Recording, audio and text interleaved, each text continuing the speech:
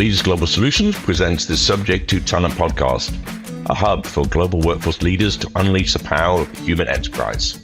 Listen in as we explore the most innovative and transformational topics impacting businesses today.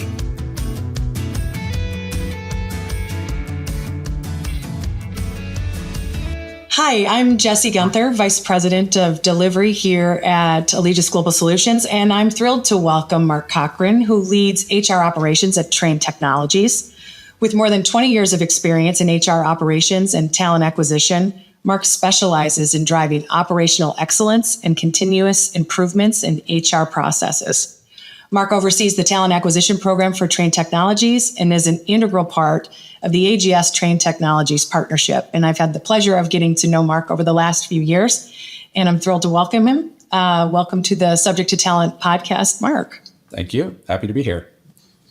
So we tend to start these podcasts just by asking a little bit about your professional journey and what's led you to where you are today. So we'd love to hear a little bit more about that.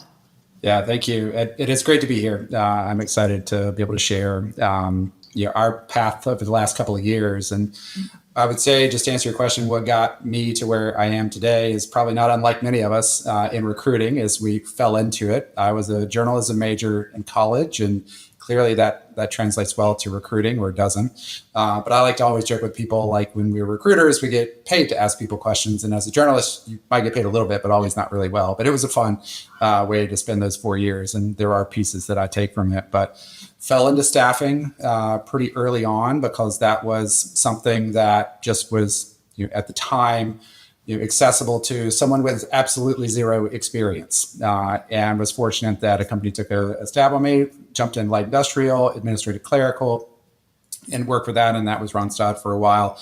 And then went into more professional, pharmacy staffing with another smaller company, and then made the jump over to talent acquisition and the corporate side. And so worked for Target for a number of years on the healthcare piece, and then had stayed there for a while. And then, long story short, found my way here to Trane Technologies, and I've been here about 10 years. And like you said, started in the talent acquisition space, now on the HR solution side, which is our shared service organization here for North America, of which the contingent labor program sits. Have been having a whole lot of fun with our team and with the AGS team for now a couple of years since I've been in this role. Great. And we actually have more in common than I even thought, because I also majored in journalism. Oh. There was a time when I really thought I was going to be, a reporter for the New York Times. Absolutely. Or whatever. And like you figured out, well, when it comes to hours and dollars. It didn't pay well back then. It probably still doesn't pay well now. So I don't think it's a great way to learn. That's right. Absolutely. I know you're very proud of the journey, certainly at Trane. And, we could talk a little bit about the partnership that AGS and Trane have had together. But I would love you to highlight that sort of journey since you joined Trane and some of the achievements, particularly in the light industrial space. Yeah.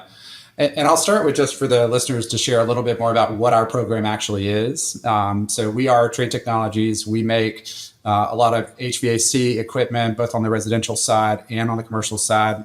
Hopefully many of you have one of our units outside of your house right now, or your buildings. And then we also make climate transport services as well, the typical things you might see on a large truck that keeps the food cold, getting it to our restaurants and to our grocery stores. And so we do that globally. And so, as you can imagine, a large part of our population and our program is in the light industrial space. And so that's where I'd say probably 80% of the time that we spend is in that group, optimizing that, understanding what our customers, our internal customers, so our HR teams and the local plants, really need out of their programs. And to tie it back to kind of where your question started, is what have we seen from the last couple of years, is we really saw, coming out of COVID, the extreme challenges that retention was, getting folks back into the workplace consistently, and just really kind of that overall employee experience coming out of a very disruptive time in history, that we can say that now maybe 5 years later.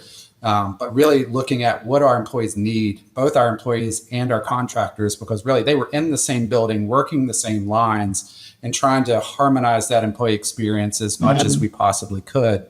But we also knew we had a real turnover challenge. If you remember, and we all do, like the recruiting for everybody at that time was so hot. You could move around multiple times in the course of a week and a month and a few months. And so we really had to look at like what's important for our teams to be able to retain that talent, retain the knowledge and the learning that we continually invest in.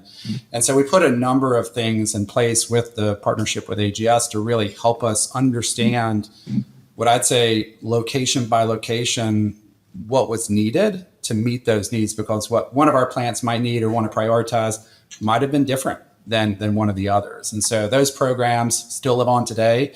And I'm excited to say between, our teams and, Maria on our team and the AGS team, we've really seen a lot of reduction in that turnover. The teams are happy. Doesn't mean we still have plenty of opportunities. We always do.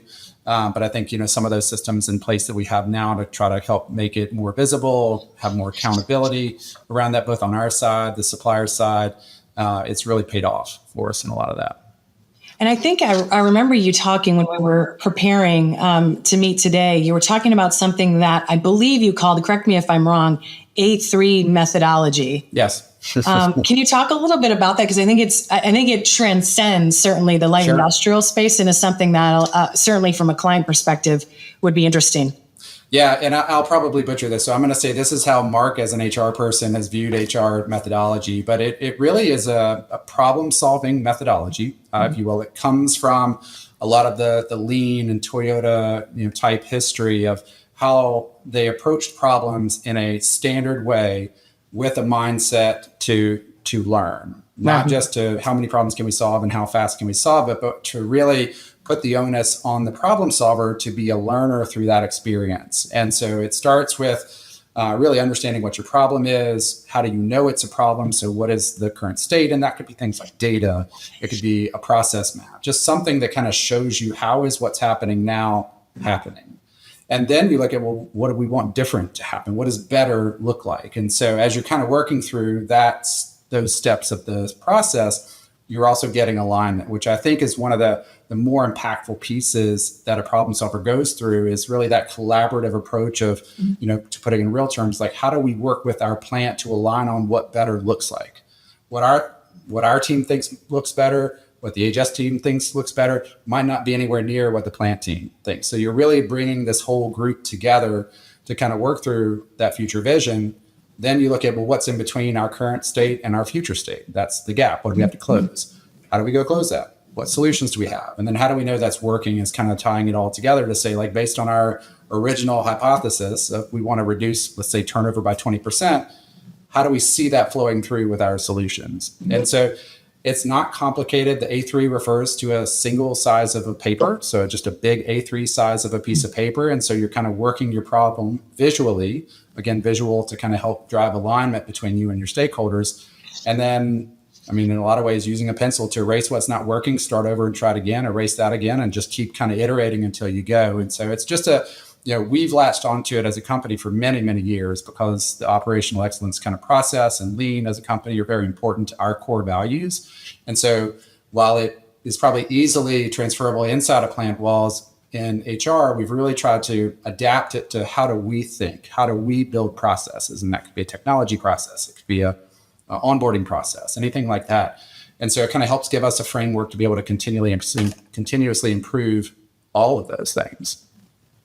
What I love about it, and we talked a lot about that, the fact that Trane is challenged, quite frankly, with that multi-site location. And I think a lot of companies, certainly in the light industrial space, absolutely manufacturing, are challenged with, I think probably more than most. Sure. Is that it, and you said this is not my words, it wasn't a one size fits all challenge that you were working to solve. So to take a methodology like that into each location, to identify the problem, set a goal. And I'd love to hear a little bit more about that sort of multi-site location strategy that you employed. Yeah, and it wasn't like, I would say, like, we weren't creating customized solutions for site. Because customized, when we're a shared service, like, it kind of goes against, like, how do we standardize as much as we can? Yeah. But what we were trying to do was to take what are the unique challenges that each site faces, because of all of the different locations our site. Some are more rural, less rural. Some are a little bit urban or urban adjacent, if you will, to kind of look at that. And so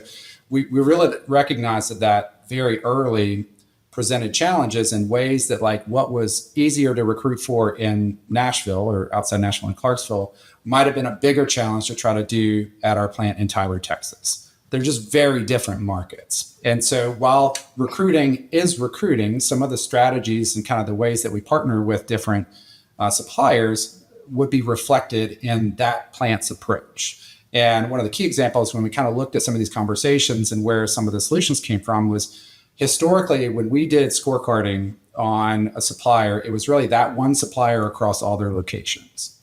And it was really hard to see where the opportunity locations were when it was integrated into one number or just a few numbers across the whole program across the country. So we immediately broke that out to look at least for light industrial, the scorecarding site by site and having the site help us determine what was their priority, what were going to be their key metrics that they wanted reflected there.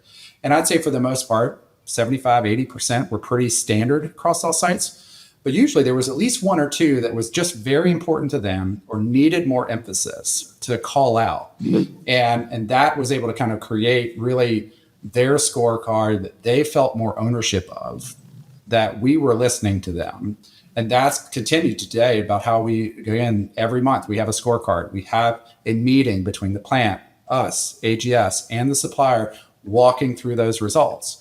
And we put into place like, I'm not going to say like 3 strikes you're out, but kind of like a system to where we say like, it was very transparent. If we're not meeting the metrics that we expect to meet as set up with the plant, then we will look to explore other options. And we have many suppliers that they get the feedback, they're great, they react, and they work to improve. And then certainly there have been situations where we have had to replace a few on there. But again, it's more created a co-ownership of that process. And that's become the system under which we run this part of our program. That's been very effective.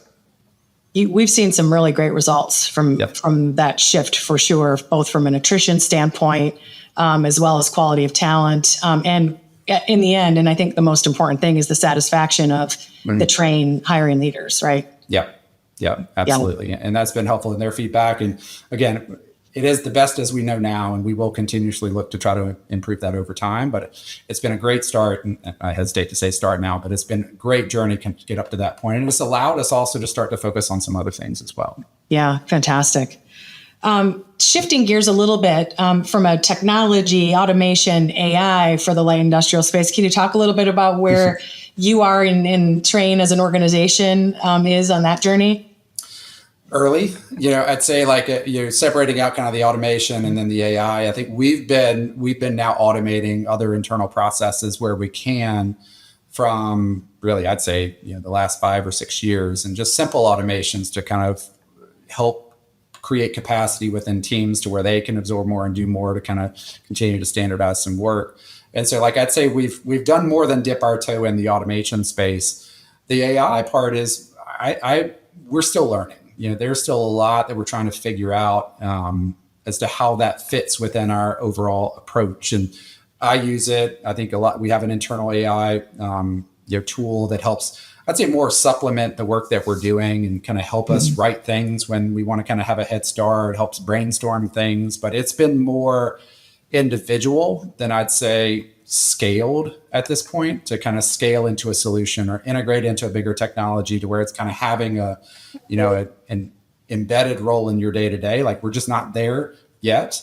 But I think, certainly there's a lot of interest, there's a lot of opportunity, and there's a lot of learning we still have to go do and pilot, try to figure that out. But I think the potential is really huge. With that said, I think like we being a more light industrial heavy organization, we realize there's going to be certain like, well, I might be excited about it, getting it actually to be felt in a very kind of plant type environment where they're not sitting at a desk or a screen or a device. Like that's, how do you do that? So like those kind of things, I think is more like maybe the roles around them of how do we help create better experiences when they do have a chance to view a screen, than really like we get just as much value by someone walking around introducing themselves every day, which, I say that as kind of a simple thing, but that goes a long way as much as some of these other fancier experiences do too, just to feel welcome and to feel a part of the team for that. So absolutely. I think they both can live on. Yeah, I think so. And I don't think Trane's alone in that sort of, early stages, a little bit of let's see. We like to let a lot of other companies go make those early mistakes and kind of figure that out. And then we'll come back along later and hopefully not too much later, but just after all that kind of wave has kind of died off and, kind of build on the mistakes that others have made to be able to go from there. That too is strategy. Yes. Absolutely. So based on your experience, what tips or recommendations, advice would you have for other HR leaders who are considering or launching not only, a full-scale managed services partnership, but going on a journey and kind of through the lens of that multi-site light eye? What advice would you give leaders early on in a journey like that? I would say one of the first, the relationship matters, how much you can understand each other, how much you both can go understand your internal stakeholders, again, in our case, the plants, on there. And that's not to say our professional part of our business and kind of the administrative project management, all those very important on there too. But relationships kind of with your key business stakeholder groups to go see what they see there's nothing that replaces that human component, and then being able to kind of continue to build on those relationships. So invest the time to go do that. Go see the plants, go walk the floor, go talk to this local supplier that's on site there, see what they have to deal with, because sometimes you just don't always get that feedback. And we need that feedback too, just as much as the line leaders and kind of how they receive some of the attempts when they get them there. We need how the supplier, maybe they get the information, maybe they're not in the right meetings. And so really don't overlook that relationship too, and just think that that's transactional. That's as important of the three-legged stool as anything else is on there too.